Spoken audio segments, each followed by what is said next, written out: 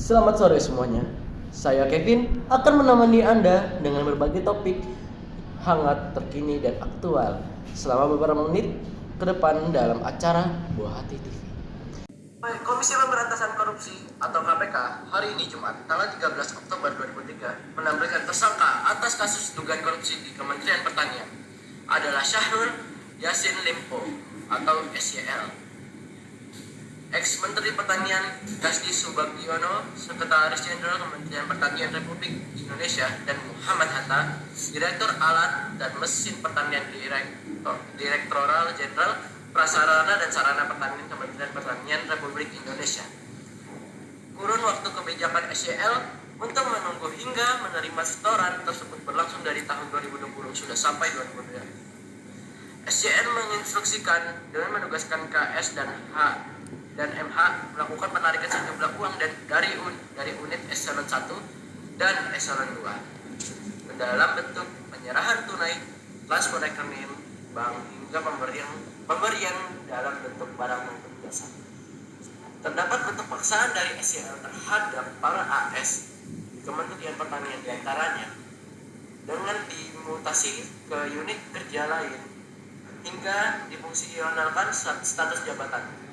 KS dan MH selalu aktif menyampaikan perintah SYL dimaksud dalam setiap forum pertemuan baik formal maupun informal.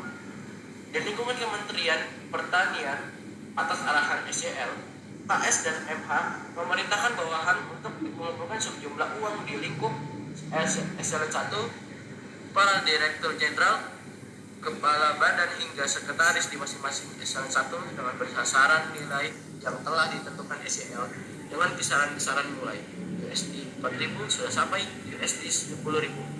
Ya, saya lanjutin kepada reporter Zian.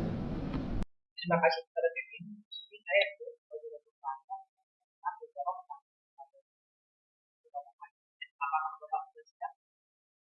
siap.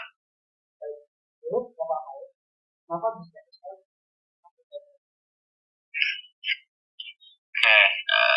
bicara tentang kasus Syahrul Yassin Limpo sebagai mantan Mentan atas tuduhan korupsi itu dia adalah ada beberapa kasus gratifikasi yang diatur dalam Undang-Undang KPK.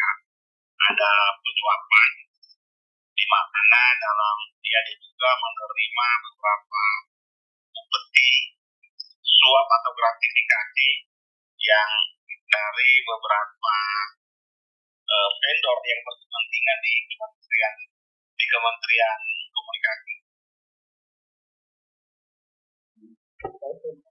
Selanjutnya berapa lama akan ada SYL?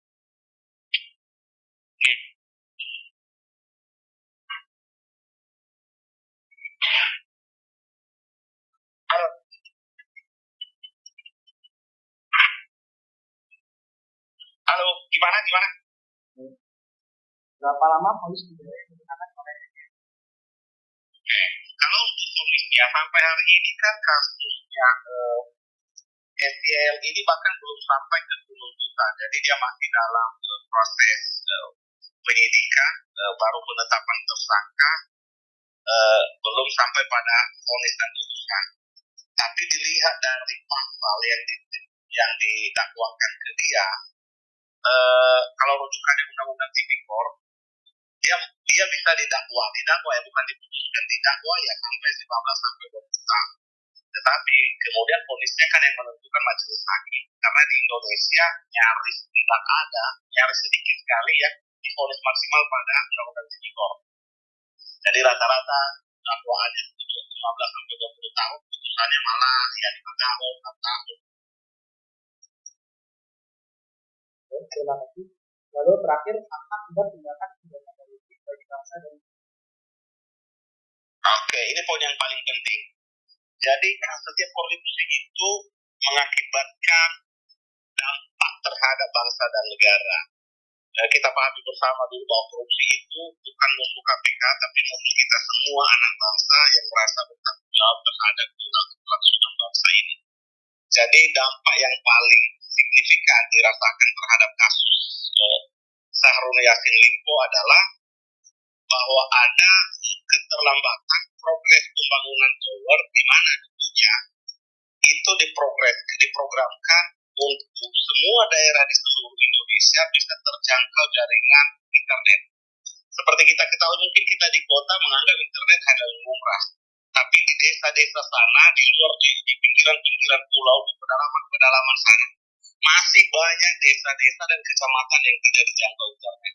Lalu pemerintah membuat program ini, tetapi karena adanya dugaan korupsi tersebut, program ini menjadi terkendala pelaksanaannya.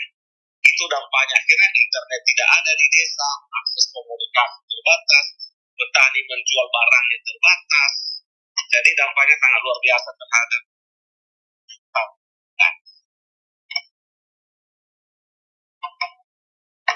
Baik, terima kasih Pak Wawan. Sekian berita kali ini, saya Zian. Saya Kevin. Mohon undur diri dari hadapan Anda. Terima kasih dan sampai jumpa. Wassalamualaikum warahmatullahi wabarakatuh.